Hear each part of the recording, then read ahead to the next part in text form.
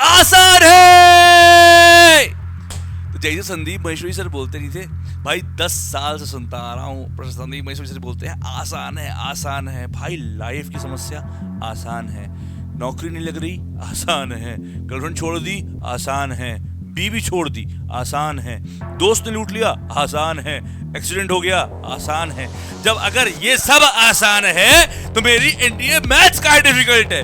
इसको भी बोलो क्या, एनडीए मैथ्स आसान है। तो मुझे लगता है कि संदीप महेश्वरी सर का वीडियो देख लिया जाए और अपने अंदर दो संदीप महेश्वरी सर डाल लिए जाए, तो आज से एनडीए मैथ्स भी आसान है। ठीक है, तो कहने का मतलब ये है कि आज ये वीडियो इसी के ऊपर बनाया आया हूं मैं, कि मैं सोच रहा था कि ये जो मेंटालिटी है आप में से बहुत सारे बच्चों की, कि मुझे ये लग रहा है ना, एक छोटी सी स्टोरी है वो मैं सुनाऊंगा और उससे आपको करेक्ट करने की कोशिश करूंगा कि एनडीए मैथ्स डिफिकल्ट है या आपको लगता है कि डिफिकल्ट है। छोटी सी स्टोरी है, पहले वो स्टोरी सुनिएगा, बहुत बड़ी स्टोरी है, फिर आपको मैं आज के लाइव पे वीडियो पे आऊंगा। ठीक है, तो होता यार कुछ ऐसे है कि महावत समझते हो, हाथी जो पालते हैं, हाथी को जो सेवा करते हैं, हाथी पूरा, तो एक छोटा सा बहुत प्यारा सा हाथी, एकदम जन्मा हाथी से बोलते हैं, जो छोटा सा हाथी, वो लोग पैदा बच्चे नहीं होते ना, बड़े हाथी पैदा होते हैं वो। हाँ, तो हाथी जो छोटा सा था वो आया एक महावत के पास, उस महावत ने उसके पैर को बांधा और एक पेड़ था, बड़ा सा पेड़ था, उससे बांध दिया, है ना, और उसको फिर पूरा रोज खाना पीना खिलाए। अब हाथी तो बच्चा है भाई, उसको दौड़ने भागने का मन करेगा, वो रोज छुड़ाने की कोशिश करे भाई, पर मोटी रस्सी से बांधा हुआ था और पेड़ से बांधा हुआ था, तो रोज छुड़ाने की कोशिश करे, रोज छुड़ाने की कोशिश करे, रोज छुड़ाने की कोशिश करे, पर नहीं छुड़ा पाए। वो रोज सुबह शाम दिन रात बस अपने आप को खींचे पड़ा कि मैं किसी तरह से भाग जाऊं, किसी तरह से भाग जाऊं, मेरा वो रस्सी से पीछा छूटे, कुछ भी हो जाए भाई। 1 दिन 2 दिन हफ्ते 10 दिन महीने भर 2 महीने 6 महीने साल भर कोशिश करता रहा हाथी, पर वो रस्सी नहीं छुटा पाया। रोज रूटीन था कि महावत लेके जाते, उनको पूरा सैर करा के जब लाते उसी रस्सी से बांध देते, और वो कोशिश करता, नहीं छुड़ा पाया। तो लगभग साल भर की बात ये हो गई। ठीक, ये था सीन 1। अब सीन 2 पे आते हैं। 10 साल के बाद, अब आज की डेट में क्या होता है, महावत उठता है सुबह, उसे हाथी को जो भी खाना पीना खिलाना होता है खिलाता है, लेके जाता है, लाता है, वही रस्सी से उसके पैर को बांधता है, उस पेड़ से बांध देता है, और वो हाथी बंधा रहता है। आज वो हाथी बहुत विशाल काय है, इतना मजबूत हाथी है कि वो उसको ज़्यादा कुछ नहीं, बस एक बार ऐसे करेगा पेड़ ही गिर जाएगा। रस्सी की बात किया, आज वो इतना शक्तिशाली है, पर वो कोशिश भी नहीं करता। क्यों? क्योंकि इसके पीछे की एक सीख है। सीख ये है कि उसने बचपन में बहुत कोशिश किया भाई, बहुत दिन कोशिश किया और नहीं छुड़ा पाया, तो उसके मन में एक डर सा बैठ गया और एक भरोसा बैठ गया कि मेरी तो दम ही नहीं है उस पेड़ से रस्सी को छुड़वा के भागने की, मेरी तो ताकत ही नहीं है, मेरे अंदर तो क्षमताएं ही नहीं है, और मैं तो कर ही नहीं पाऊंगा। बल्कि आज वो इतना ताकतवर हो गया है कि उस पेड़ को एक झटके में गिरा सकता है, पर वो जो पुराना बिलीव है उसे करने नहीं दे रहा। यही कुछ हाल क्या आपका नहीं हो चुका है? क्या समझ में आया स्टोरी से? अगर इस स्टोरी को आप अपने मैथ्स और अपने बिहेवियर पे जाएं तो क्या ये फिट नहीं बैठती है? आज के भाई आप में से बहुत सारे बच्चे ऐसे होते हैं जिनकी मैथ्स बचपन में बहुत वीक होती है, बिकॉज उनको सही से पढ़ाया नहीं जा रहा होता है, बच्चे पढ़ने में मन नहीं लगाते हैं, बच्चे फोकस नहीं करते हैं, कुछ भी रीज़न हो सकता है, मतलब एन केन प्रकार आपकी एनडीए की आपकी जो मैथ्स होती है वो बहुत वीक होती है, और उस डर के साथ आप बड़े हुए होते हो।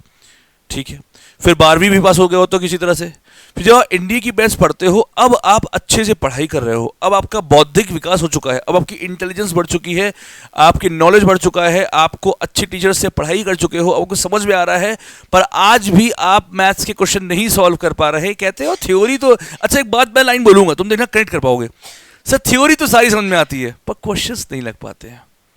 तो क्या ऐसा तो नहीं उस हाथी की तरह तुम्हारे मन में भी एक बिलीफ सिस्टम बैठ गया है कि यार मैथ्स तो नहीं लग पाएगी हमसे? आई थिंक कुछ ऐसा ही है।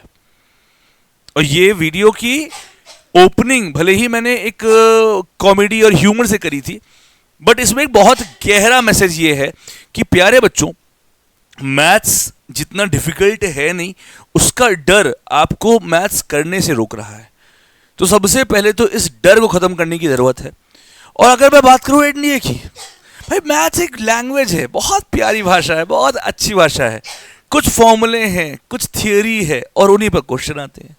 और अगर मैं बात करूं एनडीए की, तो पाइप और छोटा हो जाता है, दुनिया और छोटी हो जाती है। यहां तो यूपीएससी एनडीए ने हर एक सब टॉपिक बता रखा है, हर एक चीज बता रखी है, क्या कहां से क्वेश्चन आता है ये भी बता रखा है। एग्जाम्पल के तौर पे, अब एग्जाम्पल लेते हैं किसी चैप्टर का। मान लो मैंने लिया क्वाड्रेटिक इक्वेशन का, तो इसमें एक होता है डिस्क्रिमिनेंट, जहां से यूपीएससी क्वेश्चन पूछता है। एक होता है ग्राफ, जहां से यूपीएससी क्वेश्चन पूछता है। एक होता है मैक्सिमा मिनिमा, जहां से यूपीएससी क्वेश्चन पूछता है। नेचर ऑफ रूट्स, प्रॉपर्टीज, जहां से यूपीएससी क्वेश्चन पूछता है। पर क्वाड्रेटिक इक्वेशन के सिलेबस में एक होता है location of the roots, positions of the roots, और ऐसी अन्यत्र चीजें होती हैं, क्यूबिक, बाई क्वाड्रेटिक इक्वेशन। पर ये सारी चीजें मैथ्स के क्वाड्रेटिक में तो है, पर एनडीए के क्वाड्रेटिक में नहीं है। आप समझ पा रहे हैं मेरी बात? Location of the roots IIT के मैथ्स में तो है, पर एनडीए के मैथ्स में नहीं है। यानी आपको यहाँ चैप्टर तो पढ़ना ही नहीं है, आपको चैप्टर का भी छोटा चैप्टर पढ़ना है जो एनडीए के पेपर में आता है। समझ पा रहे हैं मेरी बात को आप? मैट्रिक्स में आप लोग मैट्रिक्स की प्रॉपर्टीज पढ़ते हो, एडजॉइंट पढ़ते हो, सिंगुलर पढ़ते हो, डिटरमिनेंट पढ़ते हो, क्या रैंक पढ़ते हो? क्या इक्विवेलेंट फॉर्म पढ़ते हो? नहीं पढ़ते हो। तो क्या सिलेबस में नहीं है? सिलेबस में है, पर वो जेई में है, वो एडवांस में है, वो बीटेक में है, वो बीएससी में है, पर वो एनडीए में है क्या? नहीं है। तो आप समझ पा रहे हो बेटा, किसी चैप्टर को पूरा तो पढ़ना ही नहीं है आपको, उसके कुछ टॉपिक्स पढ़ने हैं। और उसमें भी अगर आप थोड़े से स्ट्रीट स्मार्ट हो तो सब क्यों पढ़ रहे हो? अरे यार, एग्जाम्पल के तौर पे ये पूरा चार्ट बना हुआ है, यही है पूरा सिलेबस भैया एनडीए का। अगर मैं बात करूँ ट्रिग्नोमेट्री की, तो मेरे भाई हाइपरबोलिक फंक्शन सिलेबस में ही नहीं है, छोड़ दो। अब properties of triangle, inverse trigonometry function और टी रेशियोज, 3 चैप्टर है जिसे आपको पढ़ना है। फिर अलजेब्रा में आपके, अगर मैं 4 पार्ट में डिवाइड करूँ, क्वाड्रेटिक और कॉम्प्लेक्स। क्वाड्रेटिक का मैंने आपको बता ही दिया। कॉम्प्लेक्स में सिर्फ 2-3 चीजें आपको पढ़नी है। पहला, 2 अच्छे स्तर पे क्यूब रूट ऑफ यूनिटी और आई के बारे में सारी बातें। फिर मॉडुलस और आर्गुमेंट, खत्म हो गई बात। इसके सिवा इसमें बहुत कुछ है, डिमावर थ्योरम है, आर्गन प्लेन है, फिर पोलर फॉर्म है, पर वहां से यूपीएससी क्वेश्चन नहीं पूछता, तो छोड़ दो। मैं कभी भी आपसे ये नहीं कहूंगा कि आप मैथ्स का कोई चैप्टर छोड़ दें। मैं आपसे ये कहूंगा उस चैप्टर के सब टॉपिक छोड़ दें, जो उस चैप्टर में आपको नहीं आ रहा वो छोड़ दें, सब ना छोड़ दें। अगर मैं बात करूं बाइनोमियल थ्योरम की, पीएनसी की, तो बाइनोमियल थ्योरम में आप बस independent coefficient, sum of coefficient, properties, ये 4 चीजें पढ़ें, बाकी सब छोड़ दें। भाई बनने का तो क्वेश्चन वहां से बनता है, क्वेश्चन बाइनोमियल में तो सिलेबस में वो भी है, नंबर ऑफ इर्रेशनल टर्म्स, पर यूपीएससी एनडीए नहीं पूछता, जेई पूछता है।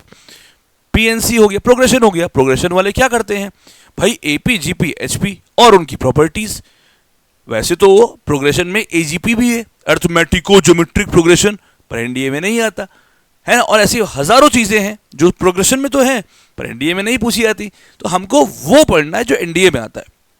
बाइनरी, अब तो उसका अस्तित्व खत्म कर दिया, क्वेश्चन गायब कर दिया। लॉग, बहुत इंपॉर्टेंट प्रॉपर्टी, सिर्फ 8 प्रॉपर्टी पढ़ लो, खत्म है। सेट रिलेशन फंक्शन अच्छे से पढ़ना पड़ता है। अब कैलकुलस है, अब हमको पता है कि अमूमन C1 जो होता है, जिसमें लिमिट, कंटिन्यूटी, डिफरेंशिएबिलिटी होती है, उसका वेटेज कम होता है। फंक्शन है उसका वेटेज अच्छा होता है, पर C2 है डिफरेंशिएशन, इंटीग्रेशन, इसका वेटेज बढ़ गया है, तो आप इसको बहुत अच्छे से पढ़ाई करो, ठीक है। 2D है स्ट्रेट लाइन और रेक्टेंगुलर कार्टेशियन, यहां से क्वेश्चन बहुत सारे बनते हैं, आसान बनते हैं, इन्हें पढ़ लो। कोनिक पढ़ना बहुत पड़ता है, क्वेश्चन कम बनते हैं, अगर पढ़ पाओ तो पढ़ लो। वैसे देखो भाई, जो बच्चा पढ़ सकता है वो सब पढ़ ले, कोई दिक्कत नहीं है, पर मैं उनकी बात कर रहा हूं जो डर रहे हैं उनकी। कोनिक नहीं समझ में आ रहा भाई, छोड़ दे कोनिक, ठीक है। 3D वेक्टर में, 3D में भैया तुम्हें नहीं, डीसी पढ़ लो, लाइन पढ़ लो, एंगल पढ़ लो, खत्म कहानी। लाइन ऑन प्लेन पढ़ लो। क्यों जा रहे हो कि तुम शॉर्टेस्ट डिस्टेंस बिटवीन 2 लाइन? बेटा वो थियरी का पार्ट है, वो थियरी जब जो सब्जेक्टिव बेस एग्जाम होते हैं वहां पूछा जाता है। किसी भी ऑब्जेक्टिव बेस एग्जाम में ऐसे क्वेश्चन नहीं बन सकते, समझो बात को, ठीक है। वेक्टर कितना आसान चैप्टर, कुछ ना छोड़ो उसमें। अब वेक्टर में भी बहुत चीजें ऐसी हैं जो तुम्हारे सिलेबस में है ही नहीं। पहली बात, कुछ चीजें ऐसी हैं जो सिलेबस में है पर एनडीए में नहीं आती।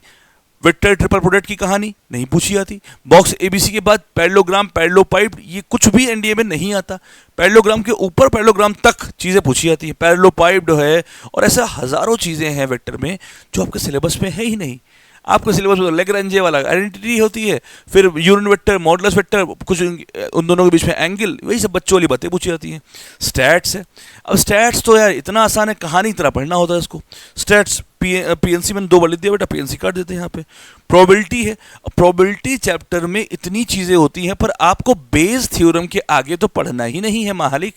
बेस थ्योरम के बाद total probability theorem, Bayes theorem और जो बेसिक इंडिपेंडेंट एग्जिस्टेंस, ये सब म्यूचुअल एग्जिस्टेंस, म्यूचुअल एग्जॉस्टिव, वो सब पढ़ना है, बाकी कुछ नहीं पढ़ना है।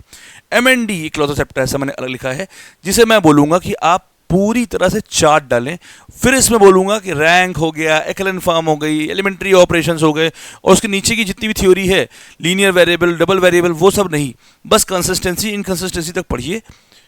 ये है सिलेबस आपका, तो काहे डर रहे हो? तो हाथी अब बड़ा हो चुका है बेटा, पैर से और सूंड ऐसे करो और पेड़ तोड़ो, और इस मैथ्स की कमजोरी से हटो। मैथ्स क्योंकि आसान है।